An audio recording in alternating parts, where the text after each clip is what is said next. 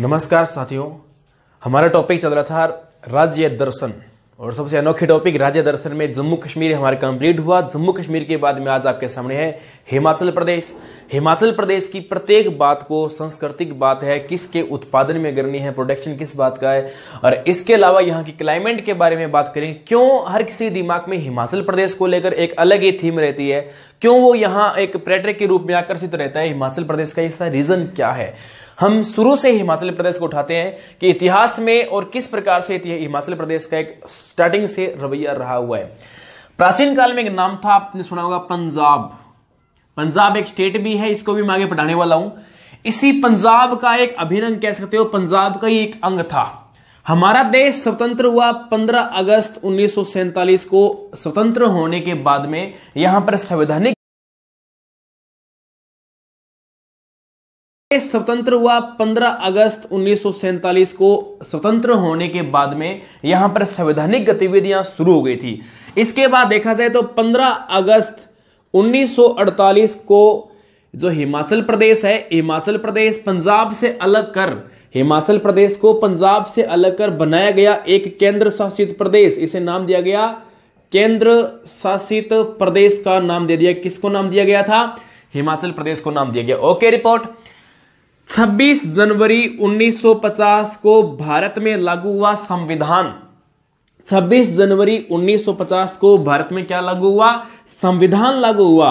और जैसे ही भारत में संविधान लागू हुआ, उस दौरान भारत के अंदर 14 राज्य थे और उन 14 राज्यों में हिमाचल प्रदेश कोई राज्य नहीं था। उसी दौरान याद कर लेना, 14 राज्य थे और 14 ही भाषाओं को मान्यता प्राप्त थी। 14 ही भाषाओं को क्या प्राप्त थी? मान्यता प्राप्त थी। ओके, फिर हम बात करते हैं आगे हिमाचल प्रदेश की और विशेषता क्या है। लेकिन आगे क्या हुआ? 1966 के अंदर पंजाब का हुआ पुनर्गठन हुआ, क्योंकि आपने पढ़ रखा है कि 1 नवंबर 1966 को इसी पंजाब से अलग हुआ था HR। इसी पंजाब से क्या हुआ था? HR। और तब इस पंजाब से कुछ क्षेत्र हिमाचल प्रदेश को भी दिया गया था। उस टाइम भी हिमाचल प्रदेश क्या था? एक केंद्र शासित प्रदेश अपने आप में था। लेकिन 1971 के अंदर ये हिमाचल प्रदेश एक केंद्र शासित प्रदेश है। इसे पूर्ण रूप से एक दर्जा मिलता है। किसका? एक राज्य का दर्जा मिलता है। तो वह कहने की बात यह है कि शुरू से लेकर इतने लंबे काल के बाद 1971 में हिमाचल प्रदेश पूर्ण रूप से अपने आप का क्या बना? एक अपने आप में राज्य बनता है। ठीक है, फिर आगे की बात क्या है? अब देखते हैं हिमाचल प्रदेश की आज वर्तमान में इसकी 2 राजधानी है। आपने आज तक एक राजधानी पढ़ रखी है जिसका नाम है शिमला। हिमाचल प्रदेश का राजनीतिक व आर्थिक केंद्र का नाम है शिमला। यह हमारे हिमाचल प्रदेश की राजधानी। लेकिन आज हाल फिलहाल में 2017 के बाद में थोड़ा शेड्यूल चेंज हो गया। 2 नाम टॉप में आते हैं, एक शिमला, दूसरा नाम है धर्मशाला। दूसरा नाम धर्मशाला और पहला शिमला। 2017 के अंदर धर्मशाला को पहली बार राजधानी बनाया गया। धर्मशाला किस जिले का भाग था? कांगड़ा। यह जिला है कांगड़ा, उस कांगड़ा जिले का भाग कौन था? धर्मशाला नाम था। यह बात ध्यान रखनी है। तो राजधानी किस प्रकार से 2 हुई? शिमला राजधानी है तो ग्रीष्म काल में, आप खुद को पता है शिमला आदमी गर्मी में जाके खुश होता है, सर्दी में, गर्मी में। तो ग्रीष्म काल की राजधानी कौन सी थी? ग्रीष्म काल की राजधानी होती है शिमला। और अब शीतकाल में राजधानी कौन सी होती है? शीतकालीन राजधानी धर्मशाला होती है। बिल्कुल घाटियों में बसा हुआ है, तो गर्म स्थान है। यह अपेक्षाकृत शिमला से ज्यादा गर्म रहता है धर्मशाला। तो इस प्रकार से ये नई राजधानी बने। फिर हम बात करते हैं कांगड़ा का महत्व क्या है। कांगड़ा बड़ा ही हिमाचल प्रदेश का महत्वपूर्ण क्षेत्र माना जाता है। क्यों कांगड़ा क्यों महत्वपूर्ण है? जो लोग वैष्णो देवी जाते हैं मत्था टेकने के लिए, तो वो कांगड़ा होके जाते हैं, क्योंकि यहाँ एक माता का मंदिर फेमस है, ज्वाला माता। कांगड़ा में एक देवी है जिसका नाम है ज्वाला माता। एक ही बात है। और आपने इतिहास में एक नाम पढ़ा है, दलाई लामा। दलाई लामा का निवास स्थान, दलाई लामा का निवास स्थान किसे माना जाता है? कांगड़ा को ही माना जाता है। ठीक है जी। ज्वाला माता का प्रसिद्ध मंदिर वो कहां बना हुआ है? वो भी कांगड़ा में ही बना हुआ है। धर्मशाला जो आपको मैंने बताया था वही धर्मशाला, ये धर्मशाला किस जिले का अंग माना जाता है? ये भी कांगड़ा का ही अंग माना जाता है। ठीक है, ये सारी बातें यहां पर हो गई। अब बात ये, यहां पर पर्यटक ज्यादा क्यों आते हैं? यहां पर पर्यटक ज्यादा क्यों आते हैं, कारण क्या है? वो सबसे बड़ा कारण है यहाँ का क्लाइमेट। यहाँ का क्लाइमेट है, ये राज्य बहुत ज्यादा ऊंचाई पे, लगभग 4000 मीटर की औसत ऊंचाई पे ये राज्य बसा हुआ है। इस कारण यहाँ का क्लाइमेट ठंडा माना जाता है, क्योंकि आप देख सकते हो कोई भी धरातल है, हम धरातल से यदि जा रहे हैं एवरेज धरातल से 1 किलोमीटर ऊपर, तो तापमान में 6.4 डिग्री सेंटीग्रेड की क्या हो जाती है, कमी हो जाती है। ये तो ऊपर जाने की बात। नीचे की बात करें, 32 मीटर नीचे जाते हैं, तापमान में 1 डिग्री सेंटीग्रेड की क्या हो जाती है, वृद्धि हो जाती है। तो ये एक सिस्टम है, ऊंचाई पे अधिक होने के कारण यहाँ का क्लाइमेट बड़ा ही शानदार पाया जाता है। इसलिए हर कोई हिमाचल प्रदेश जाके बड़ा ही अपने आप को खुश नसीब समझता है। यदि हम पर्यटक की बात कर लें, भारत में सर्वाधिक जो विदेशी फॉरेन जो आते हैं, विदेशी पर्यटक वो आते हैं कहां से, फ्रांस से आते हैं। फ्रांस बड़ा ही सुंदर देश माना गया है, और फ्रांस की जो राजधानी है उसका नाम पेरिस। पेरिस भी दुनिया के सबसे सुंदरतम स्थानों में से एक है, और पेरिस को आधार मानकर हमारे भारत में एक जिला बसा हुआ है, एक नगर है जिसका नाम चंडीगढ़ आता है। और अपना जो जयपुर है, वो भी जयपुर भी कहीं ना कहीं पेरिस को आधार मानकर ही बसाया गया है। दुनिया के सबसे सुंदर नगरों में पेरिस का नाम सबसे टॉप में है। बाहर से कोई पर्यटक आएगा तो सबसे पहले आता है दिल्ली, मोस्टली पर्यटक आएंगे दिल्ली, दूसरा स्थान है मुंबई। ये 2 स्टेट ऐसे हैं जहां पर फॉरेन जो ज्यादा आते हैं वो आते हैं। लेकिन यहां इंडिया में आने के बाद में एक स्थान है गोवा। ये गोवा यहाँ के पर्यटकों को बड़ा ही लुभान्वित करता है, अपनी तरफ आकर्षित करता है। विदेशी पर्यटक से सर्वाधिक आय प्राप्त करने वाला राज्य गोवा है, और गोवा तटीय प्रदेश में गोवा बड़ा शानदार तट बना हुआ है, और यहाँ गोवा बीच पर लोग खूब फॉरेन आते हैं, और बड़ा ही फेमस एरिया है गोवा। लेकिन देसी जो लोग है ना, वो गोवा जाके जितना खुश नहीं है। यहाँ के देसी जो लोग है, प्रॉपर इंडियन लोग है, वो लोग जाके खुश है हिमाचल प्रदेश में। ये देखो आप हिमाचल प्रदेश की लोकेशन, हिमाचल प्रदेश के जस्ट ऊपर यहाँ लगता है जम्मू कश्मीर, यहाँ जस्ट इसके पश्चिम की बात करें यहाँ लगता है पंजाब, दक्षिण पश्चिम की बात करें यहाँ HR हरियाणा, और फिर हम बात करें हल्की सी सीमा यूपी की भी स्पर्श होती है, और इसके दक्षिण की बात करें यहां पर यूके बोले तो उत्तराखंड की सीमा स्पर्श होती है। फिर हम इसके बाद बात करते हैं पूर्व में जो क्षेत्र लगता है वो है तिब्बत क्षेत्र। तिब्बत को आप अच्छी तरह जानते हो, तिब्बत में क्षेत्र है, तिब्बत क्षेत्र वो आज वर्तमान में चाइना के अधीन है। ये जो तिब्बत क्षेत्र है ये वर्तमान में किसके अधीन है, चाइना के अधीन माना जाता है। देखो क्या है कि स्टार्टिंग में ये एरिया इंडिया का हुआ करता था, इंडिया का एरिया था, चाइना ने यहां पर अधिकार कर लिया। लेकिन तिब्बती लोग वो बोलते हैं ना तो हम चाइना के हैं ना हम इंडिया के हैं। लेकिन यदि स्थिति के हिसाब से बात की जाए, तिब्बत क्षेत्र चाइना के अंतर्गत ही आता है, लेकिन चाइना इस पे लगातार अपना शासन जमाना चाहता है। ये जो तिब्बत क्षेत्र है उनके अधीन रहना नहीं चाहता, और वो जबरदस्ती इन पे लगातार अपने शासन लगाता रहता है, रूल भी लगाता है। इसलिए तिब्बती लोग हैं वो अन्य देशों की शरण में भागते रहते हैं, ये अन्य देश की शरण में खूब भागते रहते हैं। आप इंडिया का नॉर्थ इंडिया में कोई भी डिस्ट्रिक्ट उसकी तहसील को चेक कर लेना, वहां पर सर्दियों के अंदर एक मार्केट लगती है जिसे हम तिब्बत मार्केट के नाम से जानते हैं। तिब्बत मार्केट लगती है, आप देखो, क्योंकि हमारा देश शरण देने में तो सबसे आगे शुरू से रहे, और शरण देने में हम सबसे आगे वैसे ही आते हैं। तो शरणार्थी, भारत में सबसे बड़े शरणार्थी कौन आते हैं, वो तिब्बती लोग आते हैं, व्यापार के उद्देश्य से यहाँ पर खूब आते हैं। तो ये देख लो आप, यहाँ एक पर्वत है, कैलाश पर्वत है, देवों का देव महादेव का निवास स्थान, वो भी यहीं चला गया हमारा। तो ये सब तिब्बत क्षेत्र के अंतर्गत आते हैं। ये हमारे हिमाचल प्रदेश की लोकेशन थी। क्लाइमेट यहाँ का बड़ा ही शानदार है जो अपनी तरफ आकर्षित करता है। इसके अलावा पर्यटन की बात करते हैं, पर्यटन में कुछ स्थान, जैसे अभी मैंने बात की शिमला के बाद है रोहतांग बड़ा ही फेमस एरिया है। इसके बाद बात करें कुल्लू के बाद हम बात करते हैं मनाली, इसके बाद बात करें जोखू। ये कुछ प्रमुख स्थान है, शिमला, रोहतांग, कुल्लू, मनाली और जोखू। शिमला की बात करें, शिमला आप जानते हो एवरीवेयर बड़ा ही फेमस एरिया है शिमला, क्योंकि यहाँ पर खूब पर्यटक आते रहते हैं, जैसे हर कोई शिमला जाके खुश रहता है, यहाँ का एक केंद्र माना जाता है। रोहतांग क्यों फेमस है, इसके 2 कारण है रोहतांग के। एक तो हमने स्केटिंग देखा होगा, जैसे बर्फों में जो खेल होते हैं स्केटिंग वगैरह के लिए, ये रोहतांग बड़ा ही फेमस है। इसके अलावा इसी रोहतांग में एक दर्रा पड़ता है, उसका नाम भी है रोहतांग दर्रा। उसी रोहतांग दर्रे से एक नदी का उद्गम होता है, उस नदी का नाम है रावी नदी का उद्गम रोहतांग से होता है। बड़ा ही दर्शनीय स्थल है, देखने में बड़ा शानदार लगता है ये। और इसी रोहतांग डिस्ट्रिक्ट में एक कुंड बना हुआ है, जिस कुंड का नाम है व्यास कुंड। इस कुंड का नाम क्या है, व्यास कुंड इसका नाम है। और इस व्यास कुंड रोहतांग दर्रे के बीच में लगभग 20 किलोमीटर का अंतर है। जिला एक ही है, रोहतांग ही आएगा, और इस व्यास कुंड से एक नदी का उद्गम होता है और इस नदी का नाम है कौन सी नदी? व्यास नदी। इस व्यास कुंड से किस नदी का उद्गम होगा? व्यास नदी का यहां से उद्गम होता है और यही व्यास वही है जिस पर हिमाचल प्रदेश में 2 बांध बने हुए हैं। बता दूं आपकी जानकारी के लिए, एक बांध का नाम है पौंग बांध और दूसरे बांध का नाम है पड़ोह बांध। पड़ोह बांध और पोंग बांध हिमाचल प्रदेश में किस नदी पर बने हुए हैं? ये व्यास नदी पर बने हुए हैं। आपके लिए वेरी वेरी इंपॉर्टेंट था। कुल्लू की बात करें, कुल्लू वैसे ही धार्मिक स्थल के लिए जाना जाता है और प्लस यहाँ के लोकेशन बहुत शानदार है, तो ऐसे कह सकते हो आप यहाँ का टूरिस्ट प्लेस कुल्लू है। मनाली भी टूरिस्ट प्लेस है, कोई खास बात नहीं है। फिर हम बात करते हैं जोखू, ये बहुत शानदार है। देखो जोखू के अंदर क्या हुआ, सन 2008 के अंदर यहाँ जोखू पहाड़ी के ऊपर एक बड़ी शानदार हनुमान जी की एक प्रतिमा स्थापित है। यहाँ पर हनुमान जी की प्रतिमा स्थापित, लगभग उस प्रतिमा की ऊंचाई है 121 फुट की प्रतिमा। हमारे जो बच्चन साहब है, अमिताभ बच्चन के पुत्र जिनका नाम अभिषेक बच्चन ने ये मूर्ति स्थापना करवाई थी सन 2008 में। ये कुल जोखू अपनी जोखिम रास्तों के लिए बड़ा ही फेमस है। जोखू का नाम ऐसे याद कर लो, जोखिम से ही पड़ा हुआ है और जोखू जोखिम रास्तों के कारण ही अपने आप में जाना जाता है। बड़ा ही शानदार यहाँ का और लुभान्वित करने वाला आकर्षण का यहाँ केंद्र है ये जोखू हनुमान जी के लिए। देखो हनुमान जी का नाम वैसे आपको पता है खतरनाक के लिए आता है, तो ये खतरनाक स्थिति के लिए ये आ जाएंगे। ये यहाँ के कुछ प्रमुख पर्यटक स्थल थे, इस प्रकार से आपको मैंने बताया।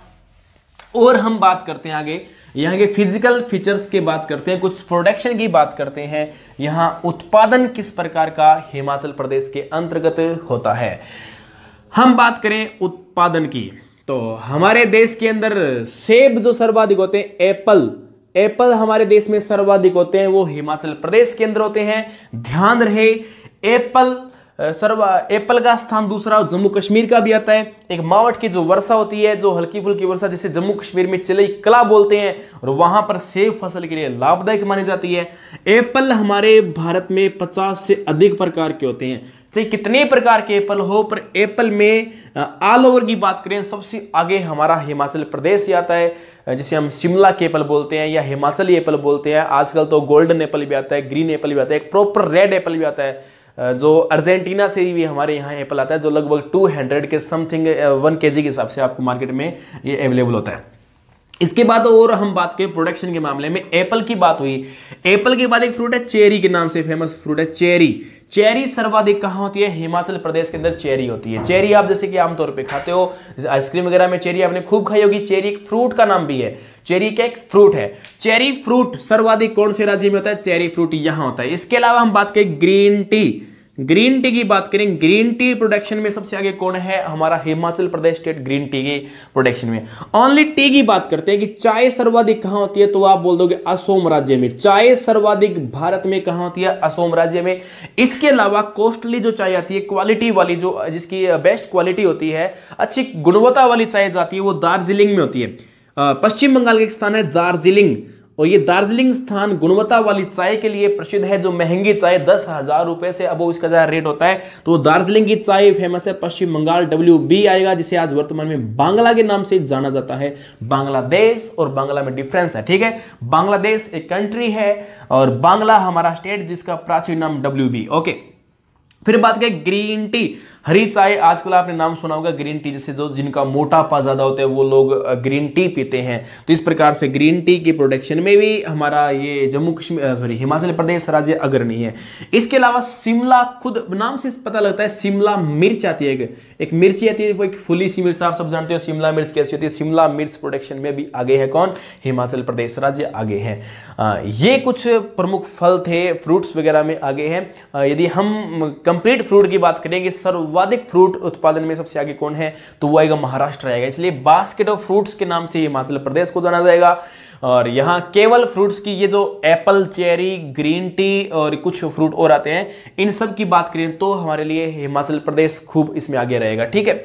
ये यहाँ प्रोडक्शन की बात थी। प्रोडक्शन यहाँ यही होता है, एग्रीकल्चर वगैरह ज्यादा यहाँ पर नहीं हो पाती है। ये खाद्यान्न के लिए अन्य राज्यों पर डिपेंड रहता है। ये राज्य खाद्यान्न, जो हम नॉर्मल तौर पे खाद्यान्न करते हैं, जो खाना खाते हैं, भोजन करते हैं, जो फसल क्रॉप्स जो आमतौर पे होती है, वो क्रॉप्स यहाँ नॉर्मल नहीं होती हिमाचल प्रदेश में। ये जो खाद्यान्न के लिए अन्य राज्यों पे डिपेंड माउंटेन रहता है। फिर हम हिमाचल प्रदेश की फिजिकल फीचर्स की बात कर लेते हैं। जैसा कि आप इस नक्शे में देख पा रहे होंगे, मैं जो ये क्लीन कर रहा हूं, देखो ग्रीन बना हुआ आपका ये हिमाचल प्रदेश है। आपकी जानकारी के लिए मैं ये नक्शा यहां भी आपके सामने क्रिएट कर लेता हूं ताकि आपको किसी प्रकार की प्रॉब्लम ना रहे।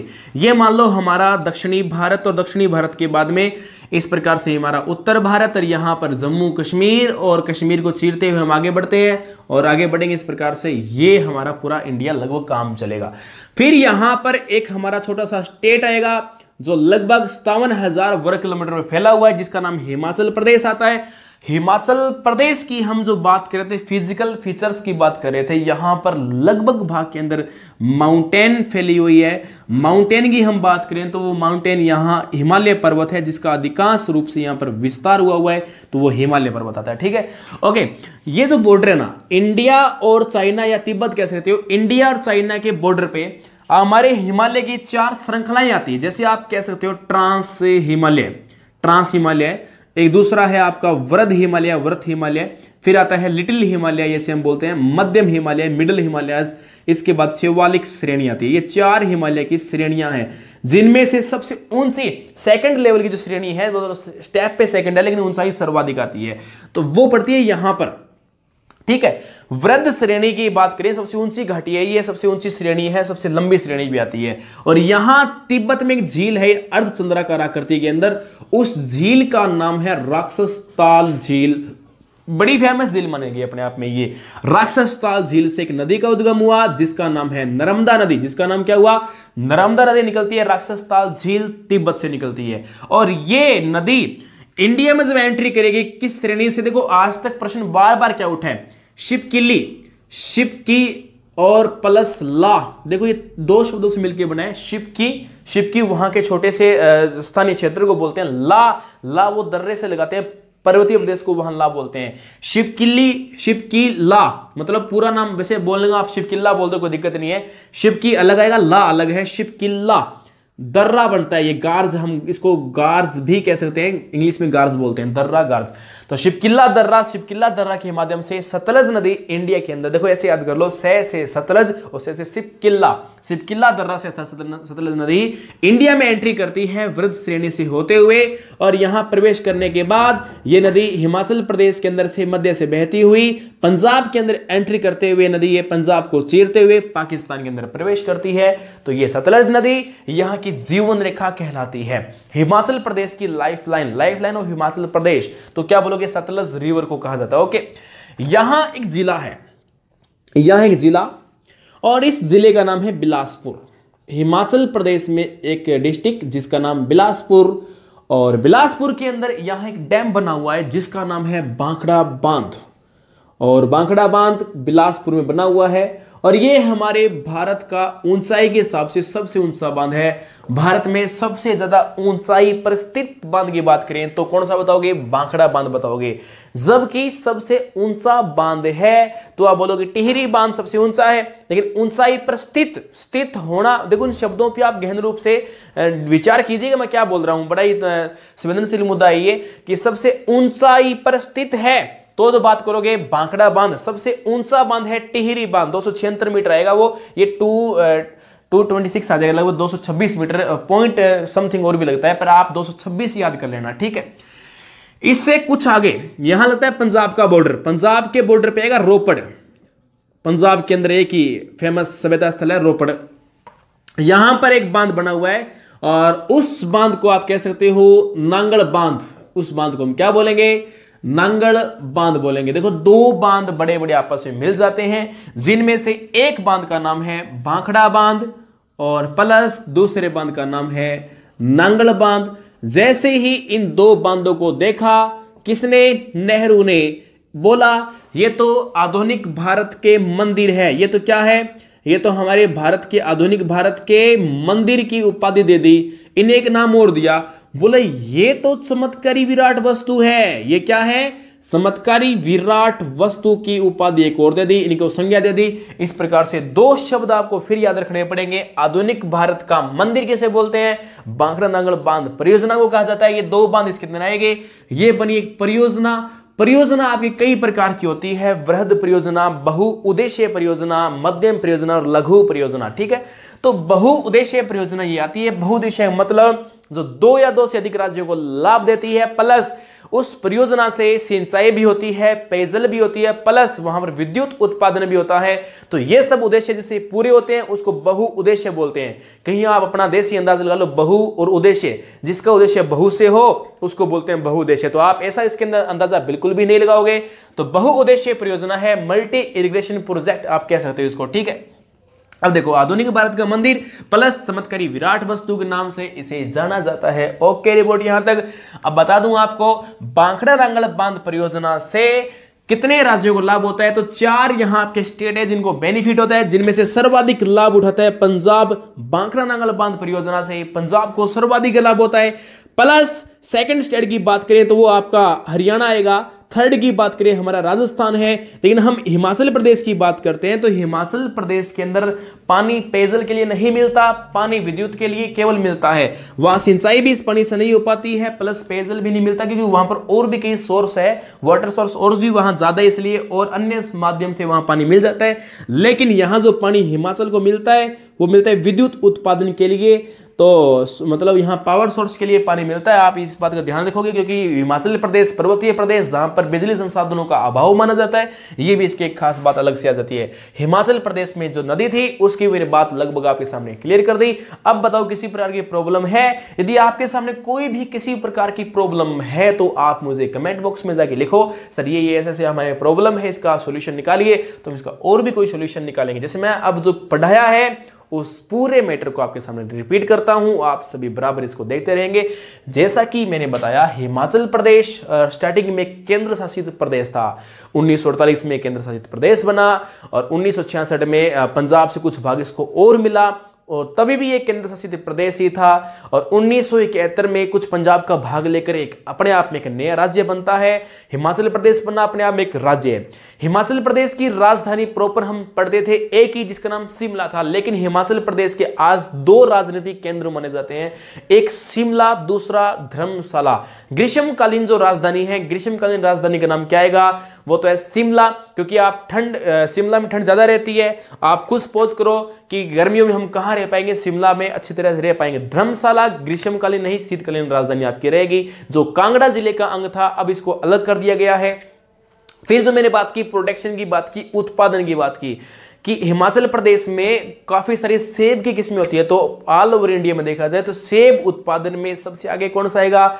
हिमाचल प्रदेश आएगा। इसके अलावा चेरी के उत्पादन में सबसे आगे कौन आएगा? हिमाचल प्रदेश है। फिर हमने बात की, इसके अलावा एक बताया था आपको, ग्रीन टी, हरी चाय जो सर्वाधिक होती है वो भी यही शिमला। मिर्च प्रोडक्शन में भी यही आगे है। फिर मैंने फिजिकल्स की बात की कि यहाँ पर देसी पर्यटक ज्यादा आते हैं। वो बताया था यहाँ का क्लाइमेट ऐसा है जो लोगों को अपनी तरफ अट्रैक्ट करता है। यहाँ का क्लाइमेट है जिसमें कुल्लू, मनाली, रोहतांग, जोखू, ये काफी स्थान बड़े ही इंपॉर्टेंट माने जाते हैं।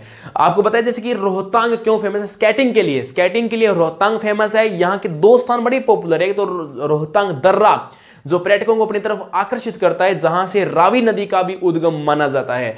जस्ट इसके पास एक स्थान है जिसका नाम आता है व्यास कुंड।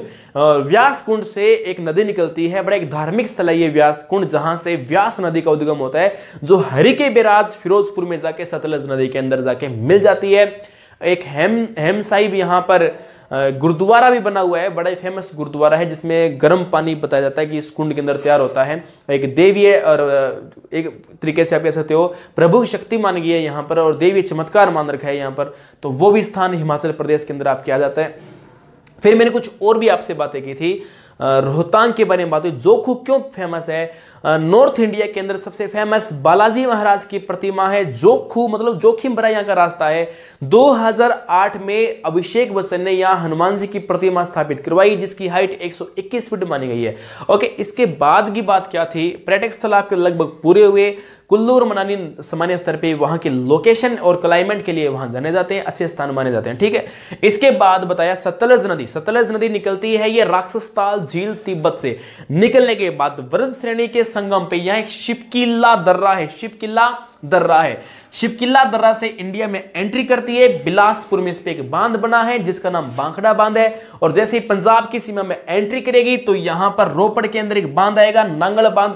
दोनों को मिलाकर एक बांध परियोजना बनेगी, भांखड़ा नांगल बांध परियोजना। परियोजना 4 प्रकार की होती है, जिनमें से है मल्टी इरिगेशन प्रोजेक्ट, बहुउद्देश्य परियोजना। तो आपकी भांखड़ा नांगल बांध परियोजना किस प्रकार की परियोजना है? बहुउद्देश्य परियोजना। ओके, नेहरू जी ने जैसे देखा, बोला ये तो आधुनिक भारत का मंदिर है, इसे चमत्कारी विराट वस्तु के नाम से जाना जाएगा। ये सब बात हुई, ये बोला हमारे इस बांध के लिए बोला गया। तो हिमाचल प्रदेश और कांगड़ा के बारे में बताया, दलाई लामा का निवास स्थान। और कांगड़ा एक माता के लिए फेमस है जिसका नाम ज्वाला माता, ज्वाला माता के लिए जाना जाता है। इसके अलावा भी आप हिमाचल प्रदेश की बहुत सी फीचर्स आप जानते हो, आपने लाइव देखा है, आपने पढ़ा है, आपने न्यूज़पेपर में पढ़ा है, तो मुझे कमेंट करके जरूर बताएं ताकि आपके सहयोगी, आपके सहपाठी और आपके मित्रों को और भी इससे ज्यादा लाभ हो। जितना मेरे पास में इसके लिए स्टोर था तो मैंने आपको पूरा करवाया। अब रही बात दर्रों की और पर्वत चोटियों की, वो मैं आपको हिमालय प्रदेश से पढ़ाऊंगा तो वहां कर दूंगा। नहीं तो दर्रों के नाम से एक स्पेशल टॉपिक बना दूंगा जिसमें कंप्लीट आपके जम्मू कश्मीर के दर्रे, उत्तराखंड के दर्रे, हिमाचल प्रदेश के दर्रे उसके अंदर कंप्लीट आ जाएंगे। तो ये था विद्यार्थियों आज का हमारा टॉपिक जिसका नाम था हिमाचल प्रदेश। और फिर से नए मिलेंगे नए टॉपिक के साथ। अगला हमारा स्टेट रहेगा पंजाब। ओके।